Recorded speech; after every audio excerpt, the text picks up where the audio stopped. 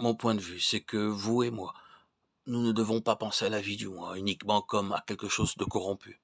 Il y a beaucoup de choses faites pour Dieu avec les mobiles les plus purs, mais qui sont faites par nous-mêmes. Il y a beaucoup de pensées, d'idées, de jugements qui sont sublimes, magnifiques, mais qui sont nôtres et qui, si nous connaissions seulement la vérité, sont entièrement différents de ceux de Dieu. Non, le moi n'est pas nécessairement la chose nettement corrompue. Nous verrons cependant à mesure que nous avançons avec Dieu qu'il se trouve toujours une note de corruption derrière tout ce qui est de nous-mêmes. Dieu connaît tout cela. C'est ainsi que le Seigneur place quelque chose d'absolu à la porte même de son école. C'est le Jabbok. Le Jabbok était un affluent du Jourdain. Et l'effet et l'œuvre du Jourdain se trouvent là, au seuil même de l'école de Christ.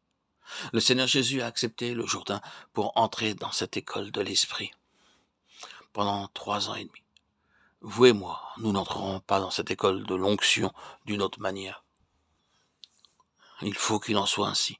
Si vous et moi, nous voulons apprendre Christ, ce ne sera que dans la mesure où la nature de Jacob sera brisée en nous. Je ne vous parle pas de façon simplement doctrinale ou technique.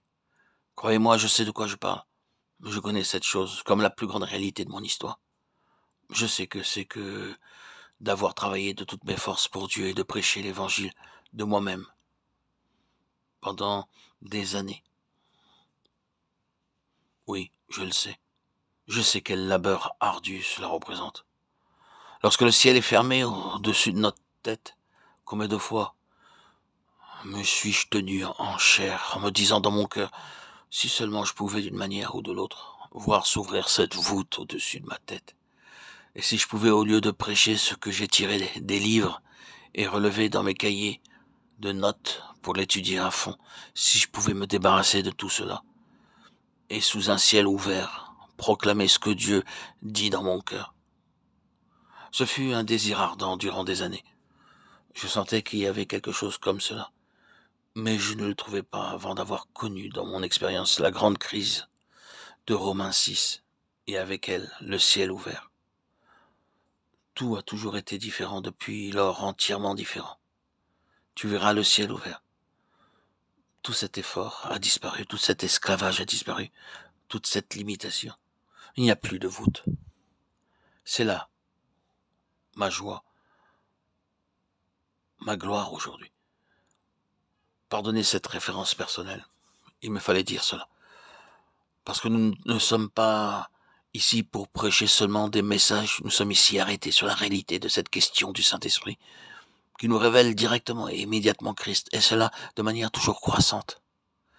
Mais cela ne peut être avant que nous soyons venus à notre Jabbok, avant que la vie de Jacob ait été mise complètement de côté dans cette crise, et que le Seigneur ait pu dire, un véritable Israélite dans lequel il n'y a point de Jacob, tu verras le ciel ouvert. Il y a cette voûte, ce ciel fermé au-dessus de ce que nous sommes par nature, mais que Dieu soit béni. La croix déchire les cieux, le voile est déchiré du haut en bas. Et Christ se révèle à travers le voile déchiré de sa chair. Nous ne le voyons plus désormais comme Jésus l'homme, nous le voyons dans nos cœurs, dans toute la plénitude de la pensée parfaite de Dieu pour l'homme. C'est une chose immense que de voir le Seigneur Jésus, et c'est une chose immense que de continuer à le voir de plus en plus. Et c'est là que tout commence. Voilà un véritable Israélite dans lequel il n'y a point de fraude, point de Jacob. Tu verras le ciel ouvert.